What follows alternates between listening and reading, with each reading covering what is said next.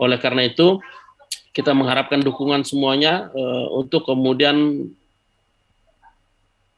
Kongres ini bisa berjalan dengan baik, ya bisa menghasilkan keputusan-keputusan yang tentunya akan berguna dan sangat berkontribusi bagi kita di masyarakat adat dan juga bagi negara.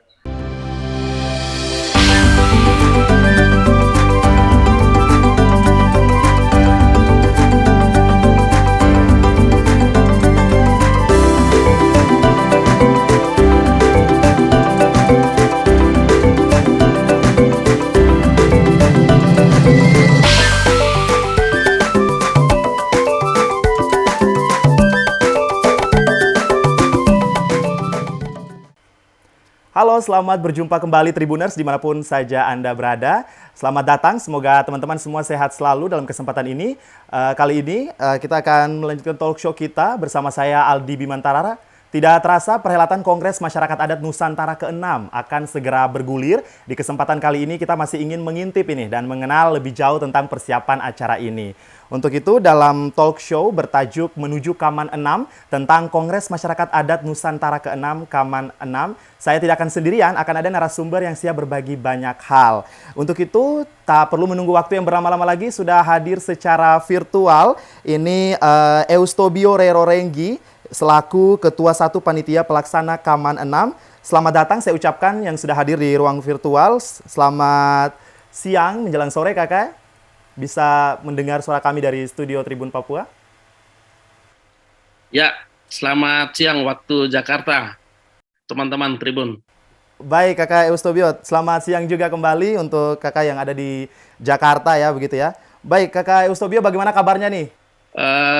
Saat ini kabarnya tentu baik ya, kita masih terus fokus mempersiapkan penyelenggaraan Kongres Masyarakat Adat Nusantara yang ke-6 di wilayah adat Tabi tentunya di Jayapura, dan pasti kita akan ketemu sama teman-teman Tribun di Jayapura nanti. Baik, tentunya ini pasti sedang sibuk-sibuknya begitu ya untuk menyongsong Kongres Masyarakat Adat Nusantara ke-6 di Kabupaten Jayapura nantinya. Kakak, ini langsung saja ya kita akan membahas tentang Kaman 6 melalui Kongres Masyarakat Adat Nusantara ini. Tentunya kita ketahui bersama, Tribuners juga di rumah, akan terjadi musyawarah yang bertujuan untuk mewujudkan kedaulatan politik, kemandirian ekonomi, dan kemartabatan budaya masyarakat. Nah, Kakak Eustobios, boleh diceritakan seperti apa proses musyawarah yang berjalan di Kaman? Karena kita ketahui bersama terdapat kurang lebih 2.499 komunitas adat yang hadir dalam Kaman 6. Nanti dan tidak akan menyatukan lebih dari 2.000 kepala daerah untuk mendapatkan satu kata sepakat. Seperti apa proses musyawarah tersebut berjalan dalam Kongres Masyarakat Adat? Kakak Eustobios, silakan. Oke, baik. Terima kasih. Yang pertama, sebelum masuk ke situ, saya mau cerita sedikit ya. Bahwa di Kongres ini kan sebenarnya lebih dari 5.000 orang yang akan datang ke Jayapura tentunya, baik itu masyarakat adat maupun seluruh jaringan pendukung di dalam gerakan masyarakat adat Nusantara, termasuk pihak-pihak yang selama ini tentu akan ada hubungannya dan terkait dengan kebijakan-kebijakan terhadap masyarakat adat seperti pemerintah, pemerintah daerah, organisasi masyarakat sipil, jaringan dan lain-lain itu. Dan juga sebenarnya yang 2.449 komunitas masyarakat adat itu hanya anggota AMAN. Ya, ada masih banyak sekali masyarakat adat yang belum menjadi anggota AMAN, dan di dalam Kongres ini kita terbuka untuk semuanya. Hanya yang membedakan itu adalah di dalam proses pengambilan keputusannya ketika masuk di mekanisme musyawarah-musyawarah secara adat di dalam AMAN. Nah, kalau bicara terkait dengan proses musyawarah, pada prinsipnya atau pada dasarnya sebenarnya AMAN ini mengacu pada bagaimana mekanisme musyawarah adat yang ada di masyarakat adat itu sendiri. Dan masyarakat adat sebenarnya sudah cukup lama secara turun-temurun memiliki yang namanya sistem demokrasi. Dan di dalam sistem demokrasi itu termasuk di dalamnya adalah bagaimana mekanisme bagi masyarakat adat untuk mempertahankan dirinya dari berbagai ancaman dan bahkan termasuk kerusakan yang dari luar. Dan juga di dalam sistem demokrasi yang diadopsi di dalam masyarakat adat, di dalam proses bermusyawarah itu juga termasuk bagaimana pengaturan terhadap penggunaan sumber daya, ya, secara khusus sumber daya alam untuk menjaga kepentingan bersama terkait dengan keberlanjutan proses regenerasi. Tentu banyak sekali pergulatan-pergulatan pemikiran dari seluruh kalangan warga masyarakat adat, dan pergulatan-pergulatan itu kita dasari kita mendasarinya menjadi sebuah proses yang akan terjadi dan berlangsung di dalam masyarakat adat itu sendiri, dan praktek-praktek itulah yang kemudian kita bawa, kita adopsi di dalam mekanisme organisasi modern yang namanya AMAN. Nah, jadi dalam kongres nanti 2.449 komunitas masyarakat adat ini, mereka akan menggunakan mekanisme yang namanya demokrasi deliberatif. Mereka akan menggunakan mekanisme musyawarah mufakat untuk apapun yang akan mereka hasilkan di dalam rangkaian proses penyelenggaraan Kongres Adat Nusantara yang ke-6. Baik itu di dalam bagaimana melihat organisasi gerakan masyarakat adat ini ke depan ini 5 tahun seperti apa, mereka atau anggaran dasar, ya, bagaimana mereka merumuskan itu, mereka kemudian mendudukkan pandangan-pandangan dasar itu, dan bahkan di dalam proses pemilihan para pemimpin organisasi, ya, karena kita tahu bahwa di Kongres juga akan ada pemilihan pengurus, ya, dalam hal ini Dewan Aman Nasional dan Sekretaris Jenderal. Baik, Kakak Eustobio. Jadi kita sudah tahu ya seperti apa proses musyawarah di Kaman yang nantinya akan bergulir. Selain itu, perhelatan Kaman 6 ini kan juga sekaligus menjadi momen untuk merefleksikan apa yang sudah terjadi dalam kurun waktu 5 tahun terakhir dan rencana ke depannya untuk 5 tahun ke depan seperti itu. Nah, untuk konteks Papua sendiri, wilayah adat Tabi sendiri, apa yang menjadi poin penting untuk bisa dimasukkan dalam rapat-rapat adat, dewan, maupun sarasehan nantinya? Silakan Kak Eustobio.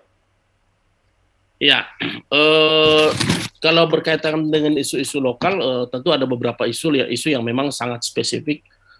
Kita di dalam penyelenggaraan Kongres Masyarakat Adat Nusantara yang ke-6 ini mengakomodir dan sekaligus sebenarnya ini menghormati saudara-saudara kita seluruh masyarakat adat yang ada di Papua. Karena Kongres ini diputuskan 5 tahun lalu dilaksanakan di Papua, dan Kaman 6 ini akan dilaksanakan di Papua, maka memang ada kekhususan, dan Kongres ini harus bisa berkontribusi nyata kepada apa yang akan melalui forum Kongres ini yang bisa diberikan kepada saudara-saudara masyarakat adat di Papua. Akan ada dua sarasehan yang memang khusus untuk membicarakan soal isu-isu Papua, yang di dalamnya itu termasuk soal bagaimana implementasi dari Undang-Undang Otsus, bagaimana pengelolaan sumber daya alam, bagaimana isu terkait dengan manusia, sumber daya alam dan tanah Papua itu sendiri, dan beberapa isu-isu yang saat ini sedang berkembang di Papua itu sendiri, dan itu semua akan masuk di dalam sarasehan, termasuk juga terkait dengan bagaimana mekanisme demokrasi yang hidup dan berkembang di masyarakat adat. Nah, kita tahu bahwa saudara-saudara kita di Papua ini kan juga menjalankan itu, ya, mekanisme demokrasi deliberatif semacam sistem noken, dan ini menjadi salah satu bagian dari isu juga di dalam sarasehan yang akan kemudian kita laksanakan nanti di dalam sarasehan terkait dengan bagaimana mekanisme perluasan partisipasi politik dan demokrasi dan sistem demokrasi yang ada di Indonesia. Baik, Kak Eustobio. Jadi memang poinnya adalah akan ada 2 sarasehan dengan tentunya tadi pembahasan-pembahasan konteks lokal Papua juga tak luput nantinya masuk dalam pembahasan dalam sarasehan Kongres Masyarakat Adat Nasional ke-6 pada akhir Oktober ini. di Kabupaten Jayapura.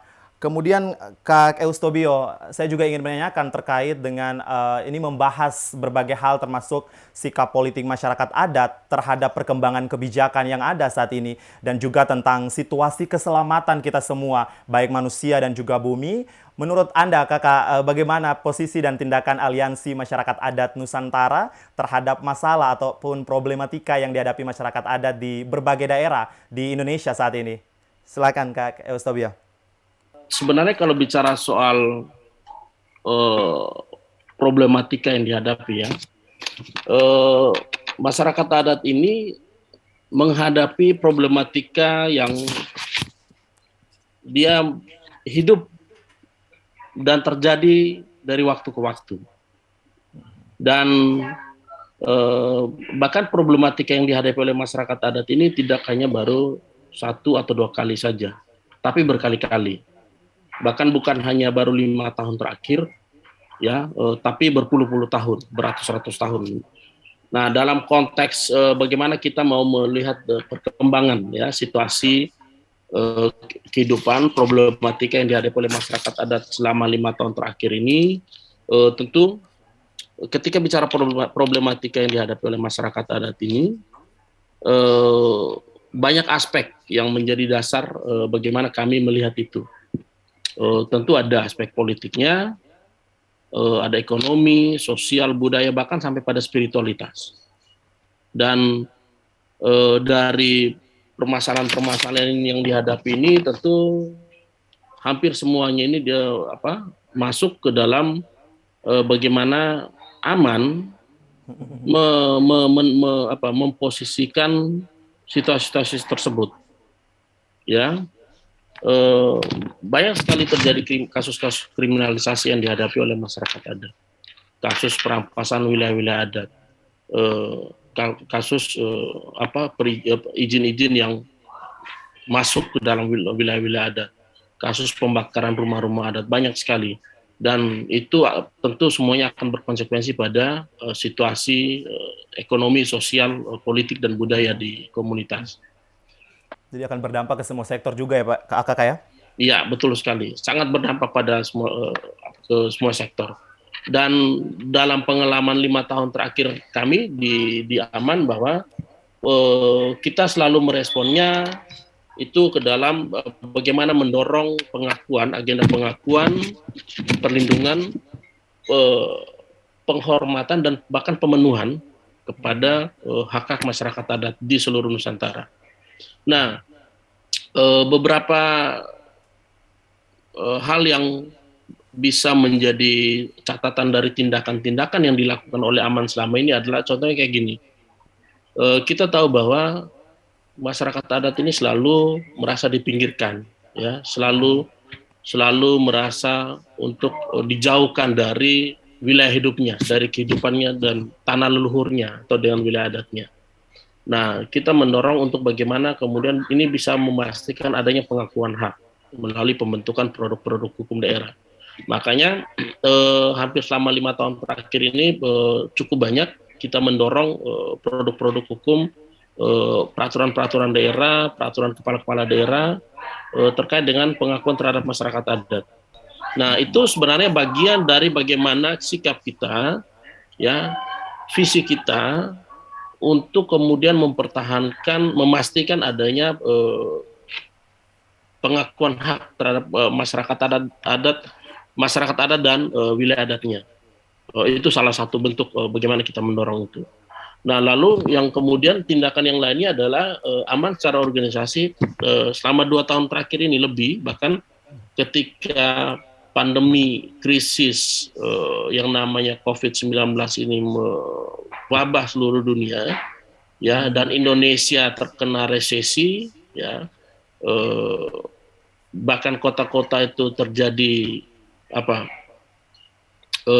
PHK massal, buruh-buruh, karyawan-karyawan ini, justru kami membangun satu mekanisme, satu strategi baru untuk kemudian ini adalah memang ketika bicara masyarakat adat, ketika bicara masa depan bumi, maka masyarakat adat adalah jalan keluarnya. Dan apa yang kami tawarkan kepada dunia bahwa ini seharusnya yang dilakukan. Beberapa contoh diantaranya adalah kami bisa memastikan lumbung-lumbung pangan dihasilkan dari wilayah-wilayah adat itu dia bertahan, ya. Nah, untuk memperkuat identitas, bagaimana sistem pengetahuan leluhur yang diwarisi secara turun-temurun ini supaya tidak putus, tindakan-tindakan lain yang kita lakukan adalah membangun yang namanya sekolah-sekolah adat. Kita sudah 80 lebih, hampir 90-an sekolah adat yang kita bentuk selama 5 tahun terakhir. Dan ini sebenarnya tindakan-tindakan nyata yang kita berikan untuk bisa memastikan masyarakat adat itu bisa bertahan di tengah krisis. Ya, masyarakat adat itu sudah mengalami situasi gelombang penaklukan yang sangat luar biasa dan kita menunjukkan bahwa kita mampu dan kita bisa bertahan di dalam situasi apapun. Nah, secara khusus nanti bahwa karena kita akan merefleksikan ini ya, merefleksikan selama 5 tahun dan bagaimana konkretnya terkait dengan posisi dan tindakan-tindakan yang kita lakukan selama ini dalam kurun 5 tahun, bahwa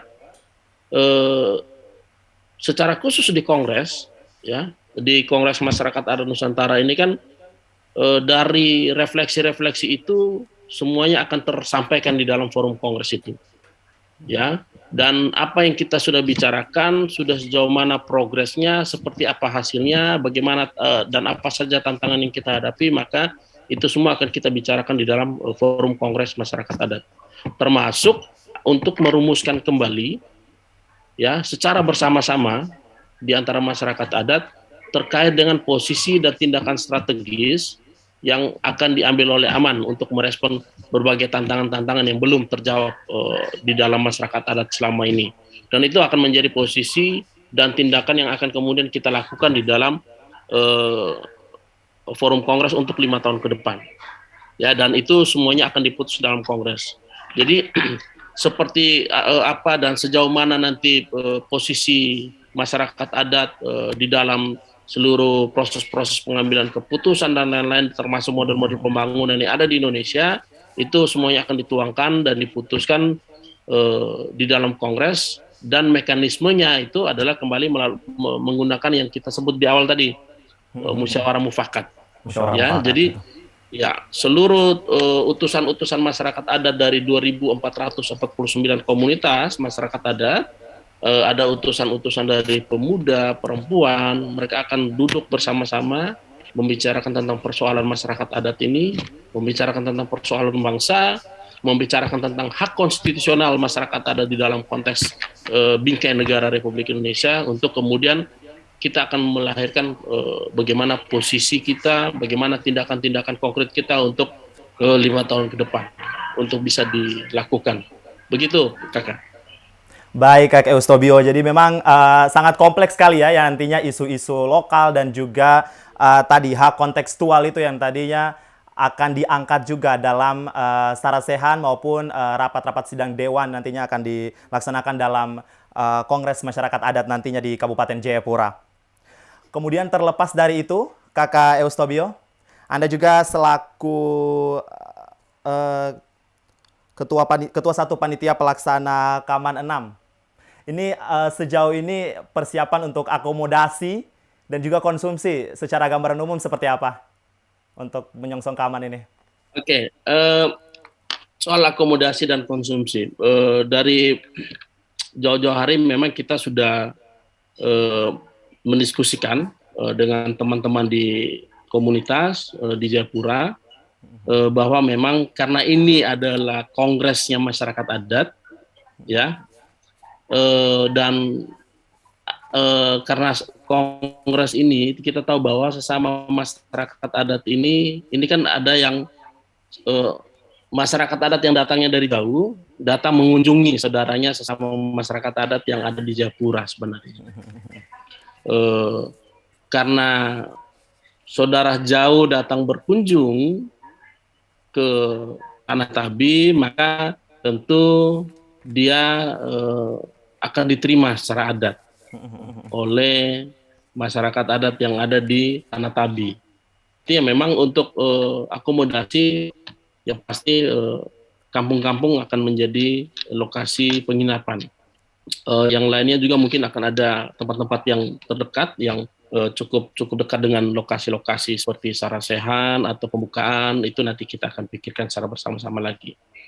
Yang kedua, soal konsumsi selama penyelenggaraan kongres, karena kita ini adalah masyarakat adat, kita punya begitu banyak sumber-sumber pangan lokal, ya, mau itu umbi-umbian, mau itu jagung, mau itu sorghum, mau itu sagu, ya, mau itu kacang-kacang, pisang, apapun itu yang akan kita makan, ya, selama penyelenggaraan kongres itu adalah hasil dari kebun-kebun, hasil dari produksi yang ada di kampung-kampung. Jadi ini menjadi catatan kita di dalam penyelenggaraan kongres mendatang. Dan secara khusus nanti akan ada yang namanya Festival Kuliner Nusantara. Di situ akan ada pertunjukan berbagai macam produk pangan, produk masakan masyarakat adat dari seluruh penjuru Nusantara, dan kita akan tampilkan di situ. Jadi sebenarnya kalau bicara soal konsumsi dan akomodasi, itu yang dua landasan yang paling penting untuk bagaimana di dalam penyelenggaraan Kongres Masyarakat Adat Nusantara yang ke-6 ini bisa kita terapkan. Dan saat ini sejauh ini teman-teman di tingkat lokal, teman-teman di Jayapura, panitia juga sedang mempersiapkan untuk memastikan ketersediaan stok pangan, ya, dan lain-lain itu. Begitu, Kakak. Baik, jadi memang pengoptimalan makanan daerah ataupun pangan-pangan lokal ini menjadi salah satu fokus utama juga ya dalam Kongres Masyarakat Adat Nasional nanti, Kakak Eustobio. Betul, betul sekali. Bahkan termasuk untuk lauknya. Kemarin itu sudah beberapa bulan yang lalu itu kan sudah ada pelepasan benih-benih ikan, ya, ada penambahan benih-benih ikan di sekitar Danau Sentani. Jadi lauk-lauk yang akan kita santap selama rangkaian penyelenggaraan kongres itu adalah hasil dari tangkapan kita di Danau Sentani nanti. Jadi ada yang kalau mau mancing, Baik. mau bakar, mau ini, silakan. Itu pokoknya makanan kita selama kongres berlangsung. Jadi memang para tamu begitu juga bisa mengenal keseharian kita di Papua, khususnya di Sentani ya, makanan sehari-hari begitu. Betul sekali, betul sekali. Dan Kak Eustobio, oh ya, tadi malam update sedikit ya, beberapa kampung-kampung yang di sekitar Danau Sentani mereka terus sedang mempersiapkan, ya. Mereka bekerja merenovasi jembatan, dermaga untuk memastikan itu tamu-tamu yang datang itu bisa duduk nyantai di pinggir danau sambil mancing, sambil menikmati pemandangan Danau Sentani, sambil mendengarkan rapat-rapat, musyawarah-musyawarah di masyarakat adat di dalam OB-OB tentu nantinya. Pokoknya kita sangat menikmati di dalam kongres nanti. sangat menikmati. Ya, itu yang tentunya kita harapkan ya. Ada kesan yang positif begitu yang nantinya akan dibawa oleh para tamu ataupun delegasi Kongres Masyarakat Adat Nusantara setelah pulang begitu dari Tanah Papua. Nah, Kak Eustobio, makanan daerah apa ini yang Kak Eustobio suka dan nantikan di Kaman 6 nantinya? Kira-kira bisa kasih bocoran sedikit untuk referensi begitu? Soal makanan, oh banyak sekali makanan. Kita jadi bingung nanti mau makanan apa saja nanti. Selain papeda deh, kira-kira rekomendasinya apa kalau dari Sentani? Kalau dari Sentani itu yang paling enak itu, selain papeda ini kan dia tidak bisa berdiri sendiri, dia harus ada yang menemani. Nah, itu tuh temannya apa tuh? Ikan kuah itu apa, lupa saya namanya itu. Waduh, enak sekali itu. Oke, jadi memang ikan kuah kuning patut dicoba ya? Ikan kuah kuning, betul betul. Itu harus dicoba itu. Rugi kalau tidak dapat mencoba ikan kuah kuning itu kan. Oke, Kak Eustobia. Nah, terlepas dari pangan lokal tadi, kemudian masalah sempat juga ini ada berita bahwa masyarakat adat di berbagai daerah ini sedang melakukan persiapan dengan cara yang sangat unik. Ini Kakak Eustobio ada yang melakukan penggalangan dana untuk pembiayaan pemberangkatan peserta Kaman 6 ini. Ada juga ini bahkan akan melakukan perjalanan spiritual adat dan laut menuju lokasi Kaman 6. Mungkin Kakak bisa jelaskan sedikit ataupun ceritakan tentang antusiasme masyarakat adat dari daerah lain juga dalam persiapan menuju Kaman 6 di Kabupaten Jayapura pada akhir Oktober ini. selama berapa update kita terakhir kemarin itu 2-3 minggu terakhir ada beberapa eh, informasi ya yang ini pasti akan dilaksanakan dan akan terjadi menuju penyelenggaraan Kongres. Yang menariknya adalah dari pengalaman 5 kongres sebelumnya ini belum ada satu situasi di mana peserta ya para peserta-peserta yang mewakili kampung-kampung, mewakili komunitasnya itu ada yang akan hadir di kongres eh, sekaligus melakukan perjalanan spiritual. Dan di kongres ke-6 ini akan terjadi, itu satu.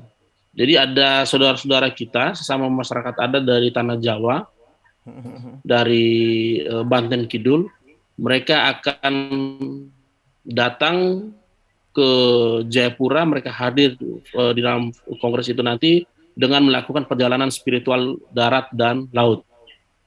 Bayangkan mereka akan jalan darat dari Jakarta, dari Banten ya, dari Banten ke Jakarta, terus ke Surabaya, nyebrang pakai kapal, terus singgah ke Makassar, Ambon, terus dan selanjutnya sampai Dobo, mungkin sampai ke Jayapura.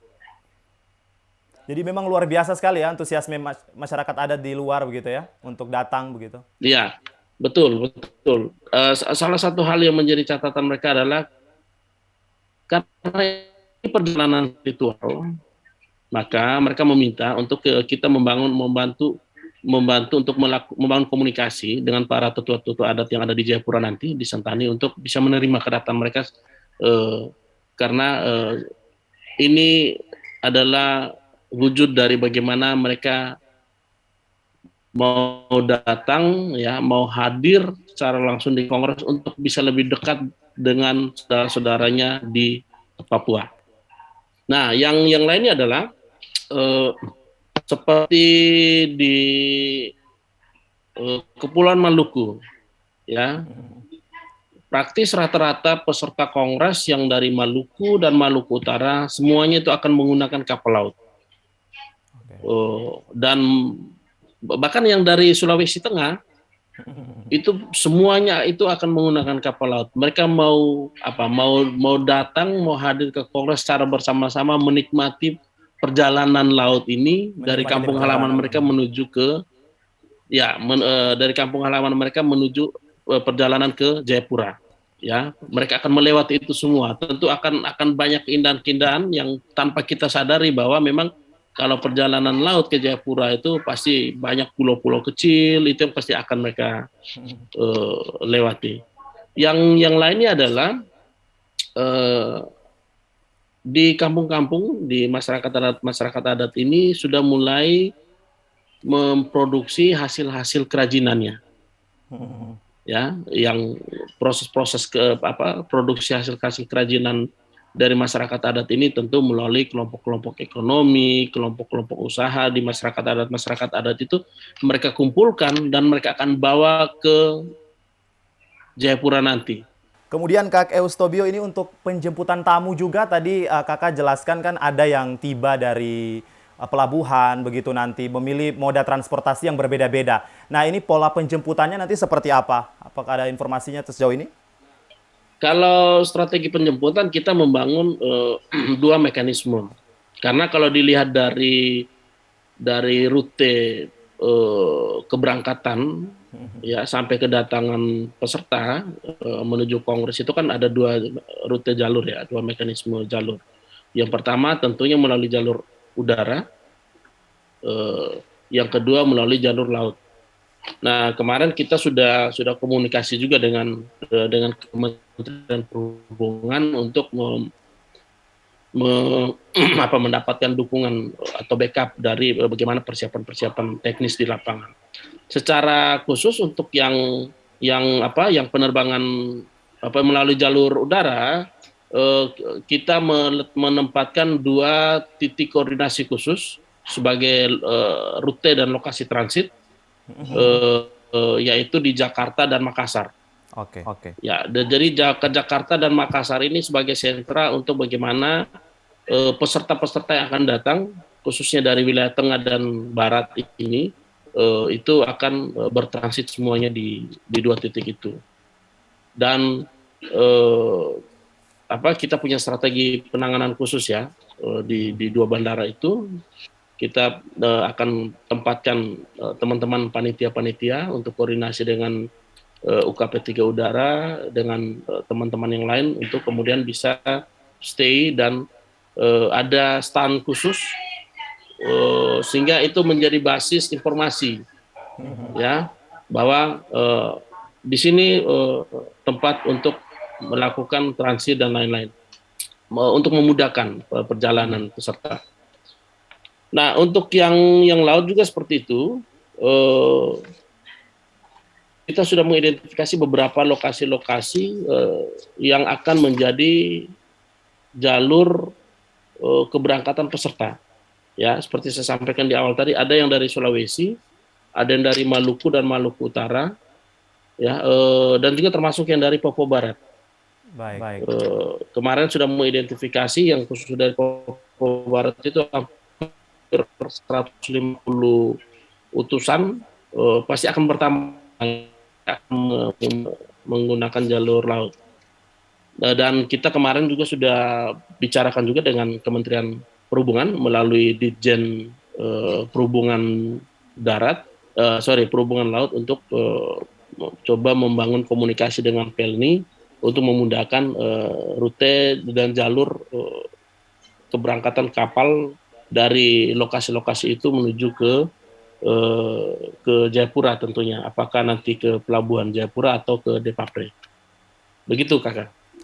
Oke, Kakak Eustabius, ini menjadi penting karena pola akomodasi tadi nampaknya sudah sangat terstruktur dan teratur sangat baik begitu ya.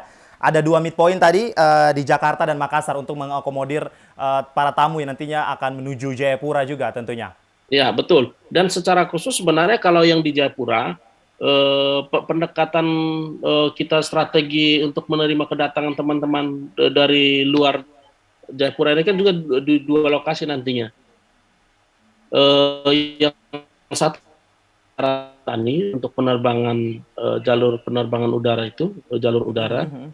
Yang kedua itu bisa saja untuk yang jalur laut itu ada di dermaga di dermaga Jayapura untuk khusus untuk jalur laut. Dan akan ada tim yang standby di situ yang mengawal nantinya untuk melakukan proses penjemputan kepada peserta yang akan datang nantinya. Oke, jadi proses penjemputan setelah tamu juga tiba di kota maupun Kabupaten Jayapura ini tentunya sudah diatur sedemikian rupa, pastinya dengan ada tarian-tarian juga ya, menampilkan kekayaan budaya dari adat Tabi sendiri juga begitu. Nah, mungkin kita masuk agak sedikit membahas terkait dengan rangkaian agenda selama sepekan dari tanggal 24 hingga 30 Oktober 2022 nanti. Selain mungkin sarasehan, rapat-rapat dewan, dan juga pawai budaya, apalagi kegiatan-kegiatan yang mungkin menjadi daya tarik begitu dari Kongres Masyarakat Adat Nusantara ke-6 di Kabupaten Jayapura ini? Silakan, Kakak. Ya, jadi kalau melihat runutan waktu kedatangan ya, jadi kita menargetkan setidaknya ada 3 hari di awal. Itu dari tanggal 20 sampai 23 itu kedatangan seluruh peserta dari seluruh penjuru Nusantara ke Tanah Tabi. Ya, ke Jayapura. Nah, tanggal 24 itu akan ada banyak rangkaian kegiatan sebenarnya. Dimulai dari karnaval ya, kita akan melakukan pawai budaya masyarakat adat. Jadi kita bisa bayangkan di tanah Papua nanti akan ada ribuan orang masyarakat adat dengan berbagai corak tradisionalnya, atribut-atribut adatnya itu berjalan kaki berbondong-bondong untuk memeriahkan bahwa kita ini masyarakat adat, walaupun kita di Papua, kita ini adalah masyarakat adat dengan berbagai macam kesenian, tradisi dan lain-lain. Dan kita akan pawai budaya. Jadi memang sebelum tahun sebelumnya kan kita sudah terbiasa dengan para atlet-atlet pada saat PON. Ini nanti kita akan dibanjiri oleh komunitas masyarakat adat seluruh Indonesia, bahkan di luar negeri juga akan datang. Ya, betul sekali. Dan nanti akan ada penanda-penanda khusus untuk menunjukkan bahwa ini adalah kontingen dari NTT contohnya ya. Ini kontingen dari Sulawesi Selatan, ini kontingen dari Sulawesi Utara. Jadi semuanya itu kontingen-kontingen itu akan kita tampilkan dengan menggunakan pakaian adat semuanya. Kakak Eustobio, ini sangat menarik karena saya tidak bisa membayangkan ya bagaimana kemudian nanti para tamu kontingen dari berbagai daerah masing-masing untuk datang dan juga bertemu dengan mungkin paguyuban Nusantara juga yang ada di kota Jayapura. Jadi bisa saling berkenalan, bisa saling bersilaturahmi bersama begitu. Ya, betul sekali. Karena memang kita berharap ketika masyarakat adat dari seluruh penjuru Nusantara datang ke Jayapura, ketika akan ada parade budaya, justru yang menerima kehadiran kita di sana itu adalah sesama warga masyarakat adat yang kebetulan tinggalnya di Jayapura. Tinggalnya di Jayapura. Ya, teman-teman saudara-saudara kita di Paguyuban Nusantara. Karena itu tadi di awal saya sampaikan Pak, ini saudara jauh datang berkunjung sebenarnya. Nah, yang lainnya adalah di tanggal 24 itu kan kita juga merayakan sekaligus dengan Hari Kebangkitan Masyarakat Adat Kabupaten Jayapura. Ya. Dan juga ada Festival Danau Sentani itu ya Pak, betul itu? Iya, betul sekali, Festival Danau Sentani. Nah, tapi yang khusus untuk yang peringatan Hari Kebangkitan Masyarakat Adat Kabupaten Jayapura ini di pembukaan akan ada yang namanya Merajut Noken Nusantara. Merajut Noken Nusantara, ini baru ini Kak, saya baru terima informasinya. Okay. Oh gitu, oke. Nah, kemarin kita mendiskusikannya bahwa nanti akan ada noken yang sangat besar, ya, yang dijahit oleh seluruh peserta kongres, ya, nanti untuk kemudian kita tampilkan tunjukkan bahwa ini ada noken besar yang kita akan buat ini. Karena seluruh tangan Nusantara ini akan ikut merajut noken. Iya, di noken itu. Nah, yang lainnya adalah akan ada acara-acara seremonial ya, pembukaan, dialog umum. Nah, itu yang tanggal 24. Untuk tanggal 25 dan 26 akan ada sarasen masyarakat adat. Dari 24 tema-tema itu nanti kita akan update ke teman-teman juga, tentunya ke teman-teman Tribun soal apa saja sarasen-sarasen itu.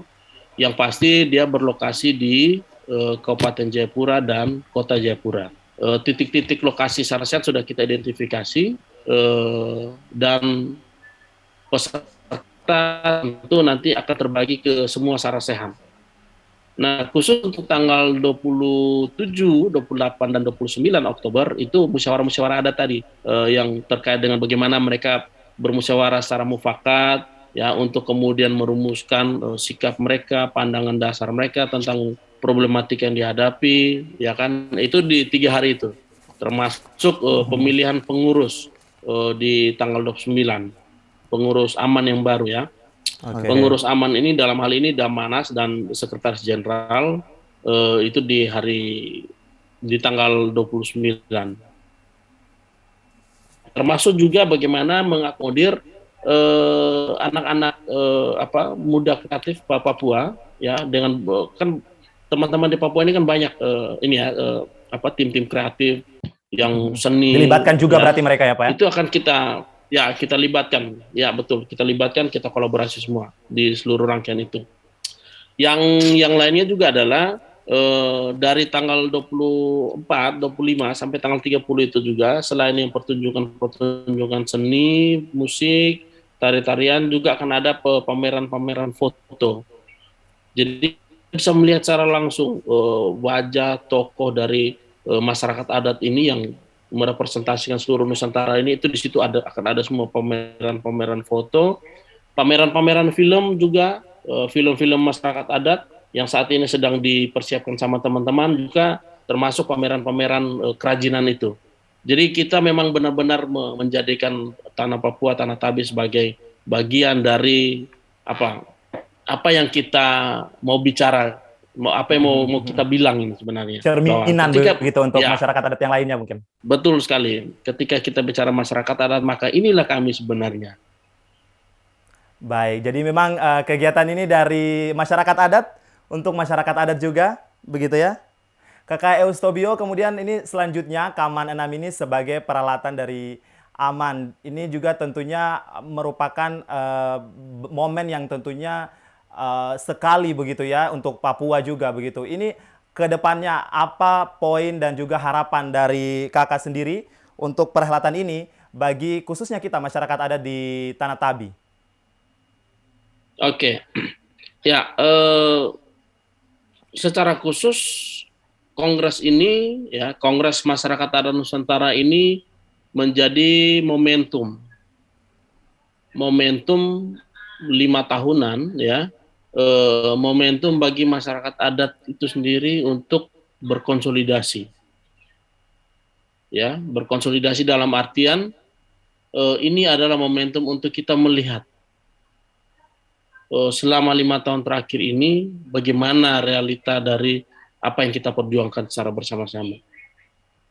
Apakah di dalam 5 tahunan ini sudah situasi kita sebagai masyarakat adat itu sudah cukup baik, ya?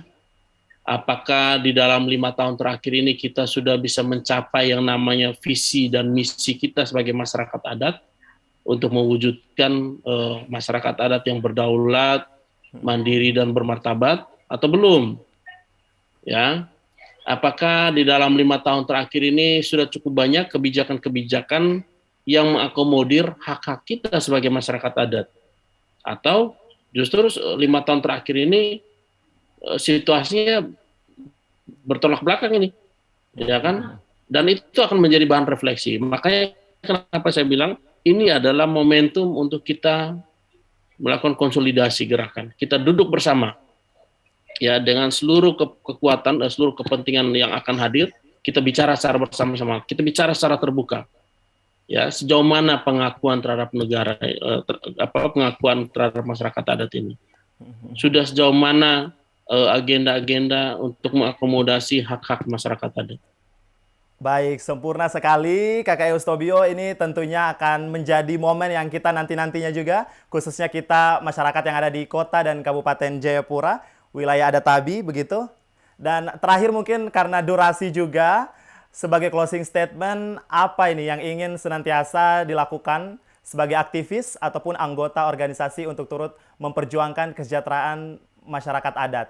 Dan juga mungkin harapan begitu sekaligus untuk Kaman ini serta ajakan untuk menghadiri Kaman ke-6 di Kabupaten Jayapura. Silakan Kak Eustobio. Ya, soal harapan ini soal apa yang mau kita inginkan, ya. Pada prinsipnya apa yang kita harapkan ini yang pertama tentu Kongres bisa berjalan dengan baik. Ya, Kongres bisa menghasilkan suatu perubahan positif untuk masyarakat adat menuju kehidupan bangsa Indonesia yang lebih bermartabat. Kongres Masyarakat Adat Nusantara yang ke-6 ini menjadi momentum untuk bagaimana kita bersama-sama melihat jauh ke depan soal seperti apa idealnya sistem ketatanegaraan kita yang berlandaskan Pancasila dan Undang-Undang Dasar, serta perwujudan kebinekaan Indonesia itu yang kita harapkan. Kongres Masyarakat Adat Nusantara ini akan menjadi